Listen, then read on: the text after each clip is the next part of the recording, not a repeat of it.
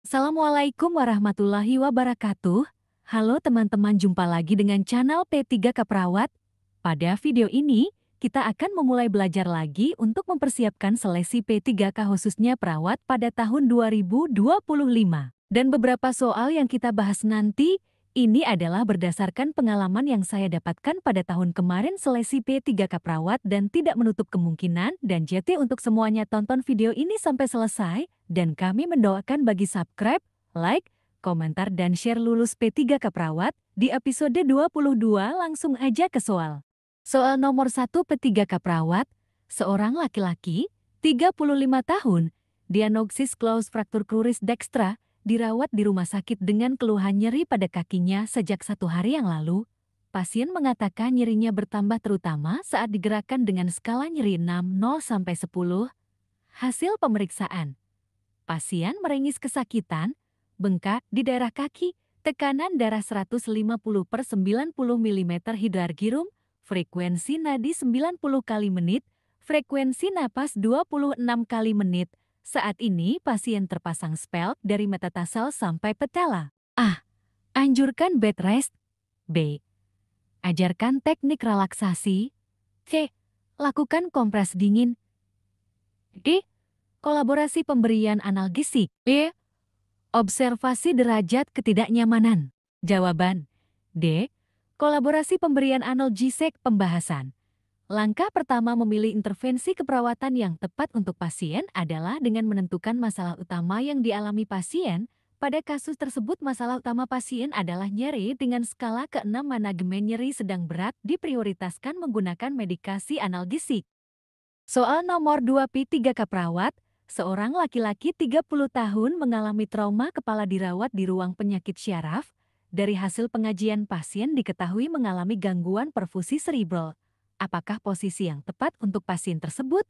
A. Head up. B. Forward. C. Sim. D. Miring. E. Tunden break. Jawaban A. Head up. Pembahasan.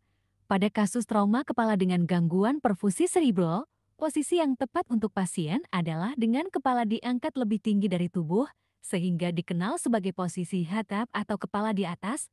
Posisi ini membantu mengurangi tekanan intrakranial dan meningkatkan perfusi darah ke otak.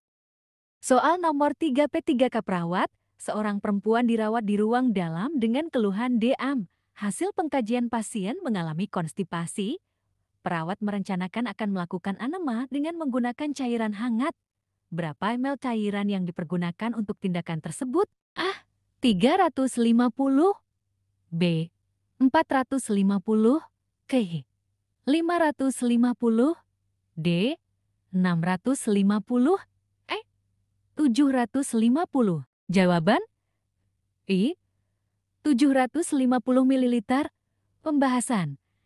Enema adalah prosedur medis di mana cairan dimasukkan ke dalam rektum dan usus besar untuk membantu melunakkan tinja dan merangsang buang air besar pada pasien yang mengalami konstipasi atau sembelit. Dalam tindakan enema, jumlah cairan yang digunakan biasanya berkisar antara 500 hingga 1000 ml. Jumlah yang umum digunakan adalah sekitar 750 ml.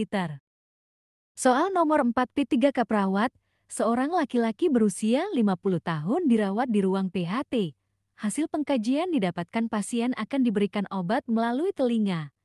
Perawat akan memasukkan obat tersebut harus menarik telinga ke atas dan ke belakang dengan arah tarikan ke arah jam tertentu. Ke arah jam berapakah arah tarikan tersebut? A6, B7, C8, D9, E10. Jawaban E. 10. Pembahasan. Prosedur pemberian obat melalui telinga biasanya dilakukan dengan menarik telinga ke atas dan ke belakang dengan arah tarikan ke arah jam ke-10. Teknik ini dikenal sebagai manuver auricula ke atas dan ke belakang atau manuver scubar dan dilakukan untuk membuka saluran telinga bagian tengah canalis auditorius sehingga obat dapat dengan mudah masuk dan meresap ke dalam telinga. Pilihan A. 6, B. 7, C. 8, dan D. 9 bukan arah yang tepat untuk teknik pemberian obat melalui telinga. Arah tarikan telinga yang benar adalah ke arah jam 10, yaitu dengan menarik telinga ke atas dan ke belakang untuk membantu memperlancar pemberian obat ke dalam telinga. Soal nomor 5 P3 Kaprawat, seorang laki-laki 23 tahun dirawat di ruang dalam dengan keluhan sakit kepala. Hasil pengkajian didapatkan pasien biasa mengalami hipotensi. Seorang perawat akan melakukan pengukuran tekanan darah. Perawat melakukan pengukuran jarak manset dari antetubiti. Berapa cm jarak tersebut? A 1 cm, B 1,5 cm, C 2 cm, D 2,5 cm, I 3 cm. Jawaban? A 3 cm. Pembahasan. Pengukuran jarak manset dari antetubiti tekukan siku penting dalam pengukuran tekanan darah dengan sphygmomanometer alat pengukur tekanan darah. Pengukuran ini membantu memastikan bahwa manset ditempatkan dengan benar di sekitar lengan pasien sebelum proses pengukuran tekanan darah. Soal nomor 6 P3 Kaprawat, seorang laki-laki 32 tahun dirawat di ruang bedah dengan riwayat fraktur tulang paha. Hasil pengkajian didapatkan bahwa pasien akan dilatih untuk menggunakan jangka crutch. Seorang perawat akan mengukur jarak ujung crutch bagian atas dengan asila. Berapakah cm jarak tersebut? A3, B4, C5, D6, E7. Jawaban C. 5 cm. Pembahasan. Pengukuran jarak antara ujung crutch bagian atas dengan asila digunakan untuk menentukan tinggi yang tepat dari crutch atau jangka yang akan digunakan oleh pasien.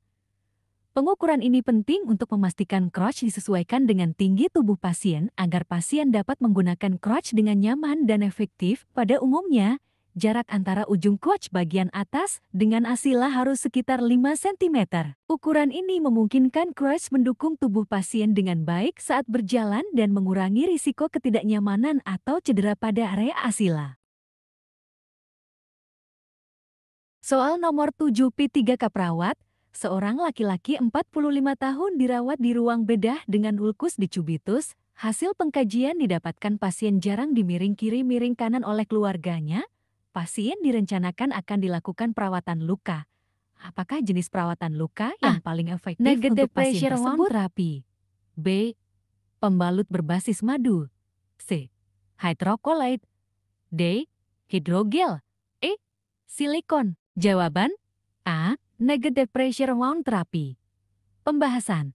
Negative pressure wound therapy (NPWT) atau terapi tekanan negatif adalah jenis perawatan luka yang paling efektif untuk ulkus decubitus. NPWT adalah metode perawatan luka yang menggunakan alat khusus untuk menciptakan tekanan negatif vakum di sekitar luka. Tekanan negatif ini membantu memperbaiki aliran darah ke daerah luka, membuang eksudat cairan atau nanah dari luka, dan merangsang pertumbuhan jaringan baru. Keuntungan dari NPWT termasuk A. Mempercepat penyembuhan luka. Tekanan negatif merangsang pertumbuhan jaringan baru dan membantu menyatukan tepi-tepi luka untuk penyembuhan yang lebih cepat. B. Membersihkan luka.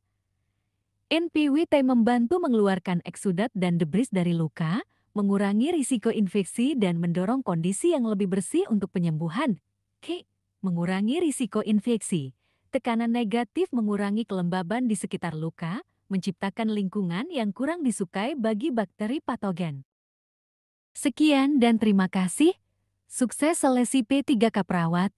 Jangan lupa subscribe, like, share dan komentar ya. Nanti akan ada episode selanjutnya.